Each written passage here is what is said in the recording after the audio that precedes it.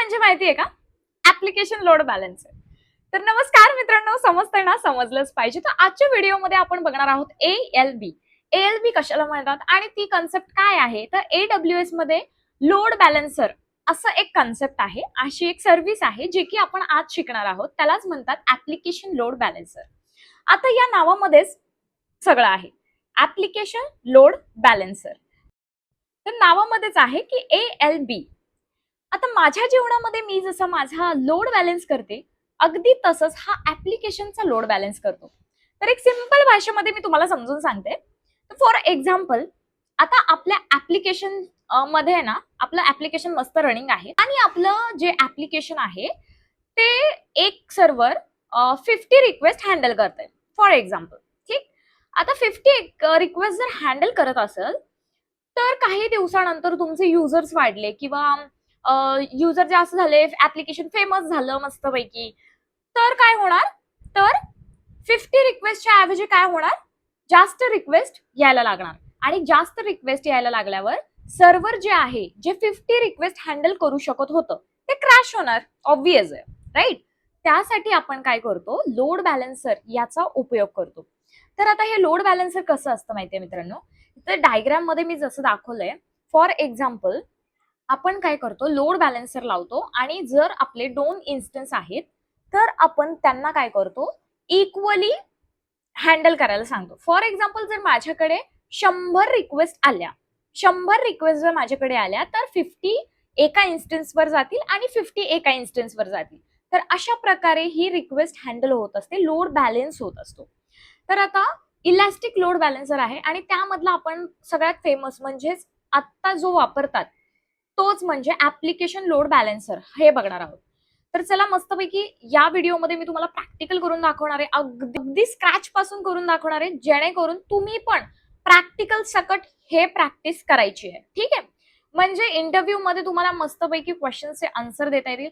Because कुठलाही interview हा load balancer शिवाय कम्प्लीटच होत नाही मित्रांनो, कम्प्लीटच होत नाही. तर असं माझ्या जीवनामध्ये जसा लोड मी हँडल करते, तसंच अगदी हा लोड बॅलन्सर ऍप्लिकेशनचा लोड हँडल करत असतो.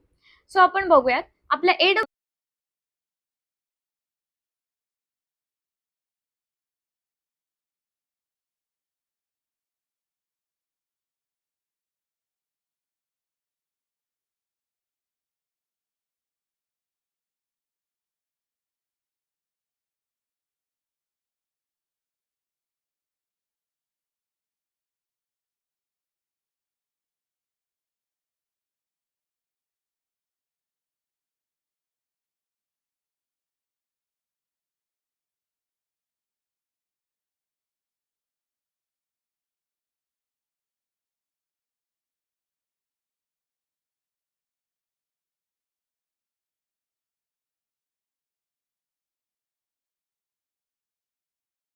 दोन सर्व्हर क्रिएट करणार आहे आपण. ठीक आहे? एक सर्व्हर 1, सर्व्हर 2 आणि त्याला लोड बॅलन्सर लावणार आहे.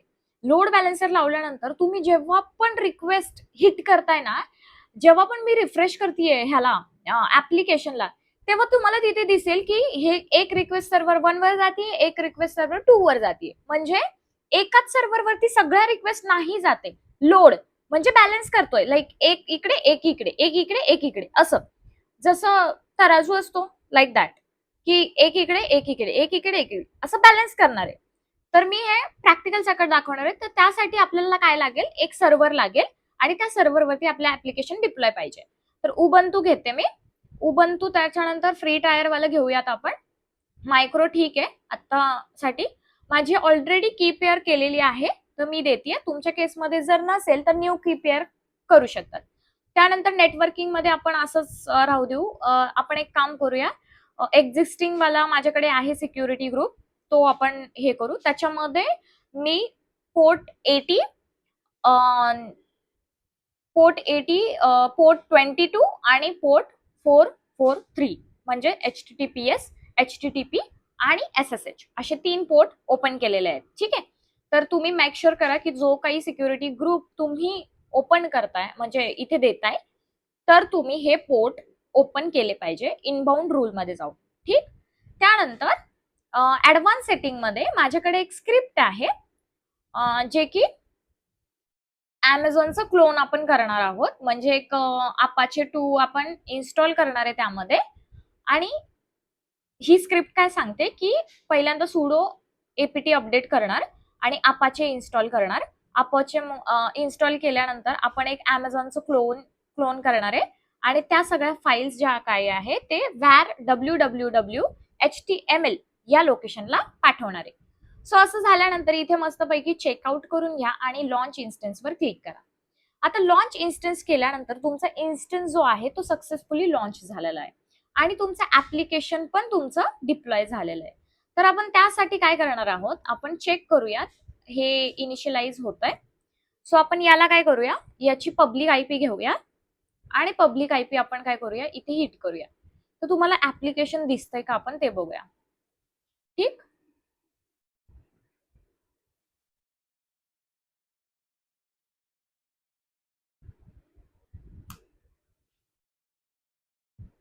तर इथे गोल गोल गोल गोल गोल गोल फिरता येते. ठीक, तर आता हे नॉट सिक्युअर, ओके, त्याला थोडासा वेळ लागेल. तोपर्यंत आपण काय करूया, हे Apache इन्स्टॉल झालेलं आहे. ठीक, ऍप्लिकेशन होईल ते, हे घ्या, ऍप्लिकेशन डिप्लॉय झालेलं आहे सक्सेसफुली. ठीक आहे, आता आपल्याला काय करायचंय, सेम सेम अजून एक सर्व्हर पाहिजे. तर याच्यामध्ये इथं काय करू शकता तुम्ही, जर तुम्हाला टाइम तुमच्याकडे नाहीये, सो इथं सिलेक्ट करून ऍक्शन्स वर जाऊन इथे तुम्ही काय करू शकता, इन्स्टन्स सेटिंग वर जाऊन, नाही इन्स्टन्स सेटिंग नाही, इथे इमेज अँड टेम्पलेट मध्ये जाऊन इथे एक ऑप्शन मिळेल, लॉन्च मोर लाईक दिस. म्हणजे जर सेम टू सेम कॉन्फिगरेशनचा जर सर्व्हर तुम्हाला एकदम विदिन अ सेकंड पाहिजे तर तुम्ही हे करू शकता. तर याच्या हे केल्यानंतर आपल्याला फक्त काय करायचं माहितीये, एका जे आपण अवेलेबिलिटी झोन जो दिलाय सिक्युरिटी याच्यामध्ये VPC मध्ये, तो फक्त आपल्याला चेंज करायचा आहे. आपण 1 मध्ये मे बी डिप्लॉय केलं असेल पहिलं, तर इथं आपण काय करायचंय 2 मध्ये डिप्लॉय करायचं. इथे दिसेल तुम्हाला, इथे सिक्युरिटी ग्रुप दिसतोय का, इथे अवेलेबिलिटी झोन दिसतोय APAZ, म्हणजे अवेलेबिलिटी 1 आहे. ठीक, आता इथे आपण काय करू, AB करू.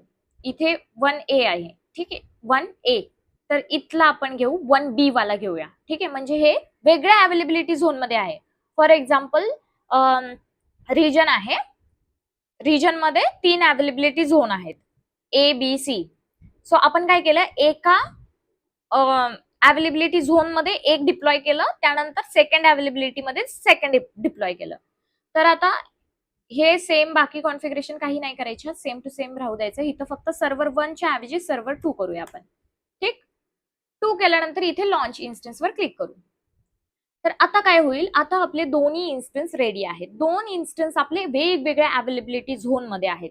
ठीक आहे, वेगवेगळ्या अवेलेबिलिटी झोन मध्ये आहे, सर्व्हर 1 आणि सर्व्हर 2. तर आता इथे सर्व्हर 2 चं पण आपण बघूया ऍप्लिकेशन रेडी आहे का. एक थोडासा सेकंद घेईल ते. तर आता इथे मी दाखवते तुम्हाला मित्रांनो, इथे जर तुम्ही बघू शकता की इथे वेगवेगळ्या गोष्टी दिलेल्या आहेत. तर इथे एक वेलकम असं लिहिलंय. ठीक आहे, तर आता हे आपलं रिक्वेस्ट जेव्हा मी रिफ्रेश करणार आहे, इथून असं रिफ्रेश करणार आहे, तर रिफ्रेश केल्यानंतर तुम्हाला समजतंय का आता हे कुठल्या सर्व्हरवरती चाललंय, नाही ना.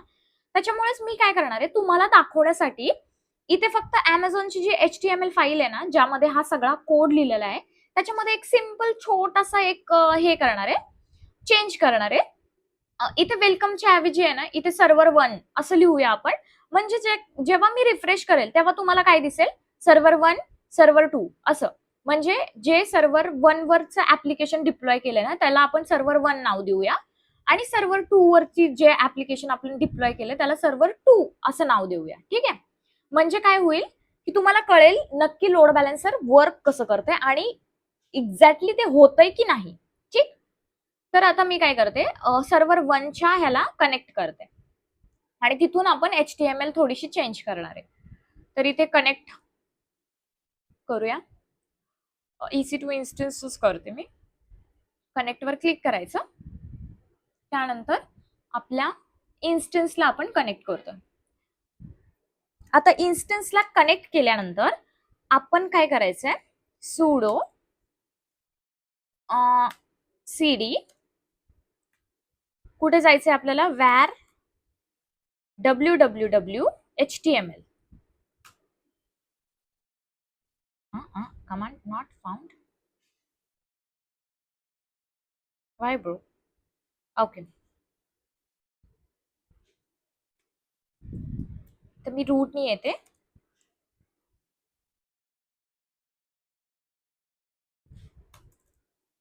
तर आपल्याला कुठे जायचं, var HTML आणि त्याच्यामध्ये HTML मध्ये जायचं. तर या लोकेशनला आल्यानंतर आपल्याला काय करायचंय, इथे तुम्हाला index.html दिसेल. ठीक, index. आपण ओपन करूया index.html. आता इथे तुम्हाला तो कोड दिसेल, कोणता, जो आपलं ऍप्लिकेशन आहे, हे वालं जे ऍप्लिकेशन आहे, हे सगळ्या गोष्टी ज्या लिहिल्यात त्याचा कोड दिसेल. तर त्याच्यामध्ये आपण काय करायचंय, आपण एक सिम्पली जिथे वेलकम आहे तिथे आपण फक्त चेंज करायचं थोडंसं, जेणेकरून तुम्हाला समजेल की लोड बॅलन्सर नक्की कसा लोड हँडल करतोय. आता जसं तुम्हाला कळत नाहीये ना की मी माझ्या लाईफमध्ये कसा लोड हँडल करतेय, अगदी तसंच जर हे केलं नाही तर तुम्हाला पण समजणार नाही की हा लोड बॅलन्सर कसा लोड सांभाळणार आहे. सो थांबा, मी तुम्हाला दाखवते कसा लोड हँडल करायचा. किधर हे वेलकम दिसते का तुम्हाला मित्रांनो? जर दिसत असेल तर कमेंट मध्ये टाका. आणि इथे मला दिसतंय वेलकम.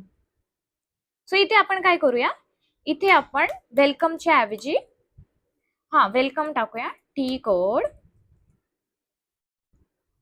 सर्व्हर 1.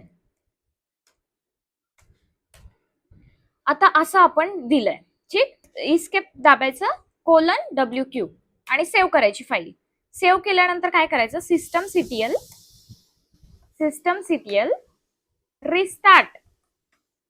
रिस्टार्ट काय करायचंय, अपाचे 2, कारण की आपण अपाचेवर डिप्लॉय केलंय, अपाचे 2. ठीक, आता रिस्टार्ट केल्यानंतर इथे जर तुम्ही रिफ्रेश मारलं तर तुम्हाला काय दिसेल, वेलकम टी कोड 1122 सर्व्हर 1. आता हे आपलं काय आहे, सर्व्हर 1 आहे. ठीक, आता इथे आपलं काय आहे, सर्व्हर 2 आहे. तर आता इथे आपला जो ऍप्लिकेशन आहे तो सर्व्हर 2 आहे. तर आता इथे पण आपण काय करू, इथे नाव देऊया सर्व्हर 2. आता याला क्लोज करूया आणि सर्व्हर 2 ला कनेक्ट करूया. सर्व्हर 2 ला मी कनेक्ट करते मस्तपैकी. अशा पद्धतीने तुम्हीही एक सिम्पली प्रॅक्टिस करू शकतात की कसं आपलं डिप्लॉय होतंय. तर sudo -i रूटला जाऊन cd var मध्ये जायचंय, www html आणि त्याच्यामध्ये vi नी आपल्याला काय करायचंय, index.html ओपन करायची. index.html मध्ये तुम्हाला सगळा कोड दिसेल, तिथे वेलकम असं लिहिलेलं सापडायचं. तर कुठे लिहिलंय वेलकम वेलकम वेलकम, म्हणजे काही चेंज करू शकता जर तुम्हाला हे येत असेल तर. पण इफ जर तुम्हाला येत नाहीये तर मी तुम्हाला लाईन नंबर पण सांगते. लाईन नंबर 202 आहे. ठीक, 202च्या लाईन नंबरला इथे तुम्हाला दिसेल वेलकम लिहिलेलं. तर तिथे आपण काय करायचं, वेलकम इन्सर्ट मोडला जाऊया आणि इथे वेलकम टी कोड 1122 सर्व्हर 2 असं देऊया, म्हणजे हा सर्व्हर 2 आहे. ठीक, एक काम करू, टी कोड नको लिहायला, इथे वेलकम सर्व्हर 2 असं लिहूया. इस्केप दाबायचं, कोलन दाबायचं, WQ दाबायचं, सेव्ह करायची फाईल सेव्ह केल्यानंतर रिस्टार्ट करायचंय. सिस्टम सीटीएल काय रिस्टार्ट करायचंय, अपाचे 2, कारण की आपण अपाचेवर केले. जर तुम्ही इंजिनिक्सवर डिप्लॉय केलं असेल तर इंजिनिक्सला रिस्टार्ट करायचं. रिस्टार्ट केल्यानंतर इथे तुम्हाला रिफ्रेश मारल्यावर काय दिसेल, वेलकम सर्व्हर 2. आता इथे काय आहे, वेलकम टी कोड 1122 सर्व्हर 1. इथे काय आहे, सर्व्हर 2. तर आता जर आपण असं ऍप्लिकेशन डिप्लॉय केलं असेल विदाऊट लोड बॅलन्सर तर काय होईल मित्रांनो, जर तुमच्या ऍप्लिकेशनवर लोड आला, रिक्वेस्ट जास्त आल्या तर एक सर्व्हर क्रॅश होणार. ठीक, आणि या दुसऱ्या सर्व्हरचं काम काय, उगाच कॉस्ट गेली, उगाच आपण सर्व्हर अप करून ठेवलाय तो. सो त्या पर्पजसाठी आपण काय करतो, लोड बॅलन्सर लावतो आणि त्या लोड बॅलन्सरला सांगतो की इथे सर्व्हर 1 आहे, इथे सर्व्हर 2 आहे, तर या दोन्ही सर्व्हरला यूज कर आणि त्याला सेम लोड दे, सेम लोड रिक्वेस्ट टाक. म्हणजे जर 100 आले असतील तर 50 इकडे टाक, 50 इकडे टाक. 200 आले असतील 100 इकडे टाक, 100 तिकडे टाक. असं. तर यासाठी आपण आता काय करणार आहे, हे क्लोज करूया आणि हे पण क्लोज करूया. सो आता आपण इथे मेन पार्ट म्हणजेच लोड बॅलेन्सरला जाऊया. इथून पण जाता येईल तुम्हाला लोड बॅलेन्सर. तर इथे लोड बॅलेन्सरला गेल्यानंतर क्रिएट लोड बॅलेन्सरवर क्लिक करायचं. आता इथे तुम्हाला 3 प्रकारचे लोड बॅलेन्सर दिसतील.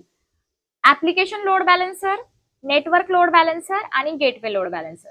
आता हे अगोदर वापरायचे बिकॉज यामध्ये टीसीपी, यूडीपी, टीएलएस हे प्रोटोकॉल यूज व्हायचे.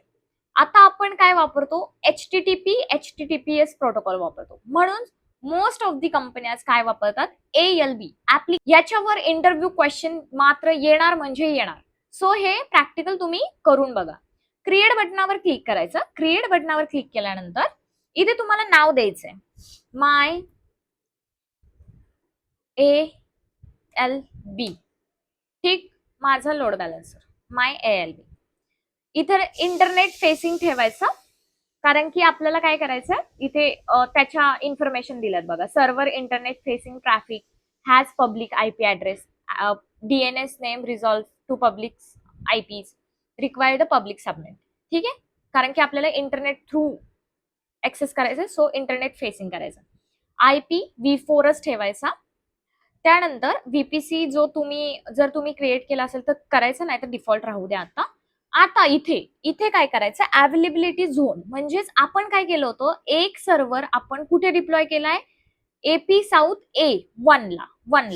ठीक आहे, 1A ला. आणि दुसरा कुठं केलाय, 1B ला. राईट. तर ते 2 सिलेक्ट करायचं. ते सिलेक्ट केल्यानंतरच तुम्हाला ते जे काही रिझल्ट आहे तो दिसेल. तर इथे लक्ष द्यायचे, अवेलेबिलिटी झोन जो काही आपण क्रिएट केलाय, जे आपले इन्स्टन्स आहेत त्याच्यावरती आपण जो अवेलेबिलिटी झोन दिलेला आहे ते अवेलेबिलिटी झोनच द्यायचं तिथं. त्यानंतर सिक्युरिटी ग्रुप. इथे काय करायचंय, आता इथे टार्गेट ग्रुप नाही, त्याच्यामुळे आपण काय करणार, क्रिएट टार्गेट ग्रुपवर क्लिक करणार आणि आपण इथे टार्गेट ग्रुप क्रिएट करणार. तर टार्गेट ग्रुप क्रिएट केल्यानंतर इथे तुम्हाला असं इंटरफेस दिसेल. तर इथे इन्स्टन्सेस याच्यावर क्लिक करायचं, कारण की आपल्याला इन्स्टन्सेसला लोड बॅलन्सर लावायचा आहे. टार्गेट ग्रुप नेम करायचं. इथे मी देते माय TG target group.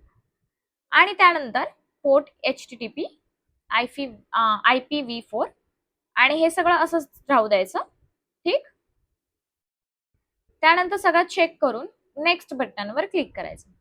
Next बटनवर click केल्यानंतर इथे तुम्हाला दिसेल जे तुमचे इन्स्टन्सेस आहेत, जे की तुमचे सर्व्हर 1, सर्व्हर 2 आहे ते इथे तुम्हाला दिसतील. साऊथ इथे अवेलेबिलिटी झोन पण दिसतो. 1AB ला आपण क्रिएट केला होता आणि 1A ला क्रिएट केला होता. एक 1B ला क्रिएट केला होता, एक 1A ला क्रिएट केला होता. राईट. तर इथे काय करायचं, इथं हे सिलेक्ट करायचं. हे सिलेक्ट केल्यानंतर इथे इन्क्लूड ऍज पेंडिंग बिलो या बटनावर क्लिक करायचं. म्हणजे इथे काय होईल, इथे तुम्हाला दिसतील की टार्गेट काय झालेलं आहे, आपण कुठल्या कुठल्या टार्गेट करतोय, कुठल्या कुठल्या इन्स्टन्सला टार्गेट करतोय हे इथे तुम्हाला दिसेल. जसं सर्व्हर 1 ला टार्गेट करतोय, सर्व्हर 2 ला टार्गेट करतोय. सो या पद्धतीनं आपण काय करायचं, इथे include as a pending below वर क्लिक केल्यानंतर इथे तुम्हाला दिसेल की होतंय का, आणि त्यानंतर नेक्स्ट वर क्लिक करायचं. नेक्स्ट वर क्लिक केल्यानंतर इथे तुम्हाला दिसेल, रिव्ह्यू दिसेल की बाबा हे असं असं तुम्ही सिलेक्ट केलेलं आहे. तर सगळी इन्फॉर्मेशन चेक केल्यानंतर क्रिएट टार्गेट ग्रुप क्लिक करायचं. आता इथे क्रिएट टार्गेट ग्रुपवर क्लिक केल्यानंतर इथे तुम्हाला हेल्दी या सगळ्या गोष्टी दिसतील. ठीक. आता इथे स्टेटस काय आहे, अनयुज्ड. त्याच्यामुळे थोडंसं थांबायचं आणि हे येऊ द्यायचं. आता इथे काय करायचंय, परत आपल्या लोड बॅलेन्सरला जायचं. आता इथे तुम्हाला तुमचा रिसोर्स दिसेल. आता इथे दिसतोय, आपण अगोदर काय केलं होतं, टार्गेट ग्रुप आपल्याकडे नव्हता त्याच्यामुळे इथे काहीच दिसत नव्हतं. पण आता काय दिसतोय, माय TG म्हणजेच मी आता क्रिएट केलेला टार्गेट ग्रुप दिसतोय तुम्हाला. राईट. त्याच्यावरती क्लिक करायचं. म्हणजे आपण त्याच्यामध्ये जे जे गोष्टी कॉन्फिगर केलेल्या आहेत त्या गोष्टी तुम्हाला तिथे दिसणार आहेत. ठीक. त्यानंतर इथे टार्गेट ग्रुपवर क्लिक केल्यानंतर सगळं चेक करून घ्यायचं. या सगळ्या गोष्टी आपण नंतर वन बाय वन शिकणार आहोत, ते आता लक्ष द्यायची गरज नाहीये. सो हे सगळं चेक केल्यानंतर इथे क्रिएट लोड बॅलन्सरवर क्लिक करायचं. आता आपला लोड बॅलन्सर काय झालेला आहे, सक्सेसफुली क्रिएटेड झालेला आहे आणि स्टेटस काय त्याचं होतंय ते ऑन प्रोसेस आहे. सो आता आपण काय करायचंय, थोडंसं थांबायचं आणि त्यानंतर रिफ्रेश करून बघायचं. आता इथे तुम्हाला डीएनएस नेम दिसतंय. आता या डीएनएस नेमनी आपण काय करणार आहे, पहिल्यांदा आपण काय करत होतो, या एका एका इन्स्टन्सच्या आयडी वरून आपण हे सगळं बघत होतो, राईट. म्हणजे सर्व्हर 1 आहे, हा सर्व्हर 2 आहे. पण आता लोड बॅलन्सरनी आपल्याला काय दिले, एक डीएनएस नेम दिलाय. आता जेव्हा ह्या गोष्टीने आपण हे मी क्लोज करते म्हणजे तुम्हाला कन्फ्युजन नाही होणार. आता लोड बॅलन्सरनी जो डीएनएस नेम दिलाय तो कॉपी करून मी ब्राउझरला क्लिक करते आणि आपलं ऍप्लिकेशन होतंय का ते आपण बघूया. ठीक आहे, थोडासा वेळ जाईल याला, ते अजून प्रोव्हिजनिंगच होतंय. थोड्या वेळ वेट करूया आपण. ठीक आहे,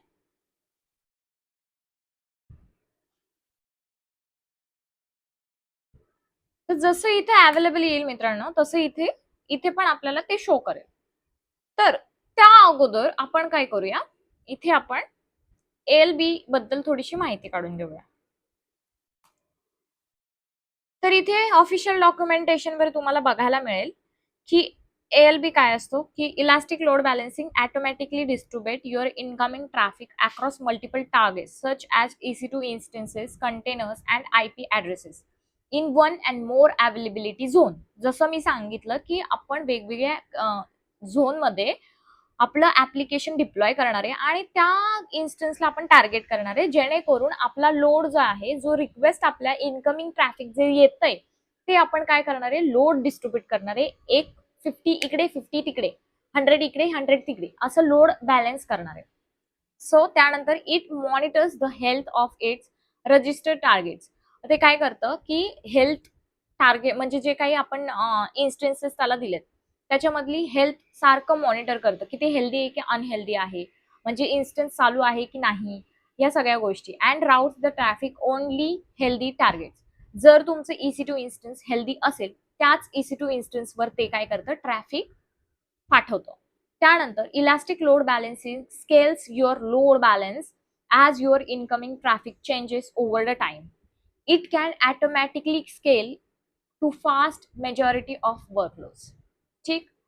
आता इथे आपण चेक करूया झालंय की नाही, रिफ्रेश मारून बघूया. ऍक्टिव्ह. आता इथे स्टेटस ऍक्टिव्ह दिसतंय, तर आपण काय करायचंय, स्टेटस ऍक्टिव्ह दिसल्यानंतर डीएनएस घ्यायचा, हे सगळं क्लोज करून टाकूया आणि डीएनएस वरती काय करायचंय, हिट करायचंय. आता तुम्हाला इथे दिसेल की आपलं ऍप्लिकेशन अप होईल, जे की आपण आपल्या सर्व्हर 1 सर्व्हर 2 अशा 2 गोष्टींवर आपण डिप्लॉय केलं होतं Amazonच्या. आणि जसं जसं मी इथे वेगवेगळी रिक्वेस्ट हिट करेल तसं तसं तो काय करेल, रिक्वेस्ट वेगवेगळ्या सर्व्हरवरती पाठवेल. जसं सर्व्हर 1 ला पाठवेल, सर्व्हर 2 ला पाठवेल, अशा पद्धतीने काय करणार, लोड बॅलन्स करणार. आणि इंटरव्ह्यू मधला हा महत्वाचा क्वेश्चन आहे, त्याच्यामुळे याचा अभ्यास मात्र तुम्ही केला पाहिजे.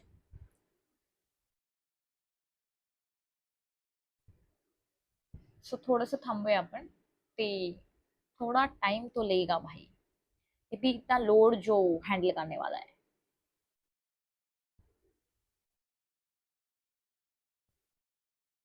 तर आता इथे चालणार नाही, का माहिती, कारण लोड बॅलन्स जर आपण क्रिएट करताना आपण काय दिलं होतं, सिक्युरिटी ग्रुप काय दिला होता, आपण सिक्युरिटी ग्रुप जो दिला होता तो डिफॉल्ट VPC ला दिला होता. आणि डिफॉल्ट VPC ला काय आहे, इनबाउंड रूल आहे का, नाहीये. त्याच्यामुळे एडिट इनबाउंड रूलला क्रिएट करायचं आणि ऍड रूल करायचं इकडे, कस्टम TCP नाही, HTTP. पहिल्यांदा SSH करूया एनिवेअर. त्याच्यानंतर अजून एक रूल काय करायचा आहे, ऍड HTTP. काय करायचं HTTP ला पण एनिवेअर देऊया आणि HTTPS 443 ठीक.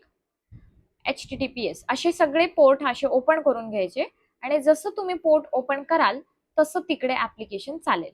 तर आपण इनबाउंड रूलला आता सिक्युरिटी ग्रुपला आपण काय दिलेलं आहे, ऍक्सेस दिलेला आहे की तू जाऊ शकतोस. आता चेक करूया. आता तुमचं ऍप्लिकेशन लोड झालेलं आहे. ठीक. आता लोड झालेलं आहे तर आता मी बघा इथे टेस्टिंग चालू आहे आपली. आता आपण काय केलंय, 2 सर्व्हर घेतलेत. 2 सर्व्हर आपण काय केले, दोन्ही सर्व्हर आपलं कुठलं ऍप्लिकेशन आहे, अमेझॉनचं एक क्लोन ऍप्लिकेशन आहे राईट. आता त्या एका अमेझॉनवर मी काय दिलंय नाव, वेलकम टू T-Code 1122 सर्व्हर 1 आणि दुसऱ्या अवेलेबिलिटी झोन मधल्या ऍप्लिकेशनला आपण नाव काय दिलं, वेलकम सर्व्हर 2.